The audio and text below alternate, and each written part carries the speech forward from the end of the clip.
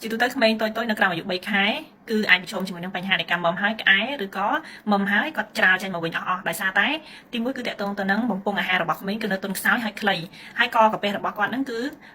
នៅចំហបិទអត់ទាន់ជិតល្អទេអញ្ចឹងនៅពេលដែលកូនមុំឆ្អែតពេកឬក៏មុំហើយភ្លាមដាក់ឲ្យកូនកេងភ្លាមគឺជាមិនផុតពីការដែលច្រាលទៅដោះគោឬក៏ទៅដោះម្ដាយហ្នឹងចេញមកវិញអស់ទេពេលខ្លះគឺក្អែឬក៏ឆ្លុះចូលទៅក្នុងបំពង់ខ្យល់ទៀតអញ្ចឹងដើម្បីជៀសវាងនៅបញ្ហាហ្នឹងនៅពេលដែលយើងបំបើកូនគឺត្រូវតែឲ្យក្បាលកូនហ្នឹងខ្ពស់បន្តិចដាក់ក្បាលកូនឲ្យខ្ពស់អាចនឹងដាក់មុំ45ដឺក្រេមានថាយើងបើសិនជាយើង3កូនបំបើគឺត្រូវតែដាក់ក្បាលកូនឲ្យកែងជាមួយនឹងដៃរបស់យើងទៅវាជួយឲ្យសំណល់ទឹកដោះគោហើយនិងទឹកដោះម្ដាយនឹងចូលទៅក្នុងកាពះបានល្អ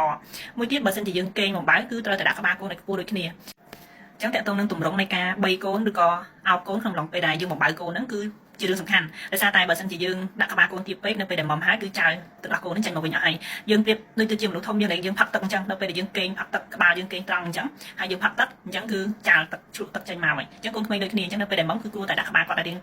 ខ្ពស់បន្តិចទៅមួយទៀតគឺជៀសវាងនៅការដែលគាត់មុំឲ្យកូនមុំហ្នឹងកេងនៅក្នុងរឹងហើយយល់អញ្ចឹងការកេងរឹងយល់ធម្មតាទឹកវាហូរចុះហូរឡើងអញ្ចឹងនៅពេលដែលកូនមុំទាំងកេងក្នុងរឹងហើយយល់បែបនេះក៏ធ្វើឲ្យការដែលកូនមុំទៅហ្នឹងវាចាលនៅ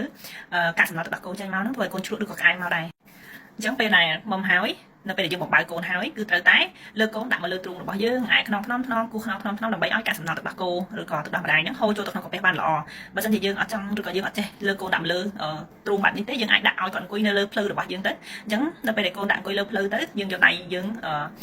អោបទៅនឹងកហើយនឹងក្បាលទុកបែបនេះទៅទុកលំនឹងក្បាលហើយនឹងករបស់កូនយើងទៅហើយយកដៃអាយខ្នងគូខ្នងទៅក៏វាធ្លាក់នៅទឹកដោះគោទឹកដោះម្ដាយចូលទៅក្នុងកាពះបានល្អដូចគ្នាហើយការធ្វើបែបនេះវាមិនប៉ះពាល់ទៅដល់ឆ្អឹងខ្នងឬក៏ប្រព័ន្ធប្រសាទអីកូនទេដោយសារការលើកហ្នឹងគឺយើងលើកឡើងរយៈពេលខ្លីហើយយើងបានទុកនៅលំនឹងកហើយនឹងឆ្អឹងខ្នងរបស់កូនយើងហ្នឹងបានល្អហើយអញ្ចឹងយើងអាចធ្វើបែបហ្នឹងបានហើយការធ្វើបែបហ្នឹងគឺរហូតតតែកូនភើខ្យល់ដៅខ្យល់ស្រួលចាំយើងដាក់ឲ្យកូនគេងដូច្នេះដើម្បីកាត់បន្ថយនៅការក្អែឬក៏ច្រាលនៅកាកសំណល់ទឹកដោះគោចេញមកហ្នឹងគឺយើងអាចធ្វើតាមការណែនាំនេះទៅនៅពេលដែលយើងបំបើដាក់ក្បាលកូនឲ្យខ្ពស់បន្តិចហើយនៅពេលដែលបំបើហើយគឺដាក់កូនឲ្យភើចេញសិនអញ្ចឹងអរគុណច្រើនជួបគ្នានៅក្នុងវីដេអូផ្សេងទៀតបាយបាយ